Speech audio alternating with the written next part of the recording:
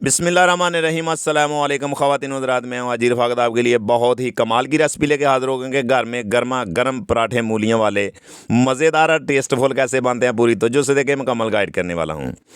ये देखते जाएंगे मूलियां मेरे पास आपको आजकल सर्दियों का मौसम है, आजकल बहुत ही ईजी आपको मिल जाती हैं और आपने इसको अच्छे तरीके से धो के आपने इसको मूली का कद्दूकश कर लेना है। और असल बनाने का यही तरीका है जो आपसे मैं शेयर कर रहा हूँ। इससे बहुत ही मज़ेदार, बहुत ही क्रिस्पी, बहुत ही सॉफ्ट माशाल्लाह पराठे बनते हैं। और ये देखें कि आपने इसमें थोड़ा सा सब्ज़ धनिया और हरी मिर्च आपने इस टाइम पे इसमें ऐड कर देनी है और हाथ की मदद से आपने इसको अच्छे तरीके से आपने इसका पानी रिमूव करना है और अच्छे तरीके से इसका पानी अंदर तक खुश्क हो जाए और आपने किसी बर्तन में इसको ऐड करते जाना है। ये देखते जाएं कि इतने ज़बरदस्त मज़ेदार जूसी पराठे बनेंगे कि आप एक दफ़ा हैरान रह जाओगे। गर्मा गर्म पराठे सर्दियों में खाने का बहुत ही मज़ा आता है।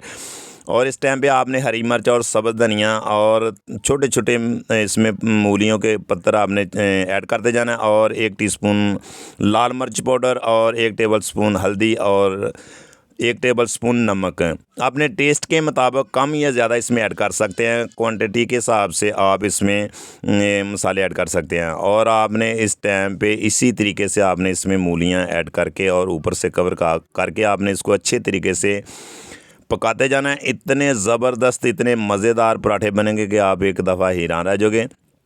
और ये देखते जाएं कि बनाना घर में कितना आसान है मूलियों वाले पराठे। सर्दियों में ये बच्चे बड़े शौक़ से खाते हैं। ये बहुत ही मशहूर सर्दियों का पराठा है मूलियों वाला, बहुत ही मज़ेदार और बहुत ही परफेक्ट। और ये ऐसे तरीके से आप बनाएंगे तो बहुत ही मज़े का बनता है। और इसके ऊपर आपने इस टाइम पे आप घी या आप कोई ऑयल वगैरह भी यूज़ कर सकते हैं। बहुत ही ज़बरदस्त जो हमारे गांव में बनाते हैं इस तरीके से, वो आपसे मैं शेयर कर रहा हूँ कि इस तरीके से घर में ये पराठे बनाते हैं और बनाना भी बहुत ही ज़बरदस्त है। और ये देखते जाए माशाल्लाह कितना ज़बरदस्त हमारा मूलियां वाला पराठा बिल्कुल रेडी हो चुका है, बन चुका है, पक चुका है। अगर हमारी रेसिपी आपको अच्छी लगी है, वो पसंद आई हो तो लाइक शेयर ज़रूर कर दिया करें। आप दोस्तों का एक प्यार है, मोहब्बत है, इनाम है। मेरी दुआ है कि अल्लाह ताला आपको शाद रखे, आबाद रखे। इंशाअल्लाह ताला दोबारा नई रेसिपी में फिर मिलते हैं। ओके, अल्लाह हाफिज़।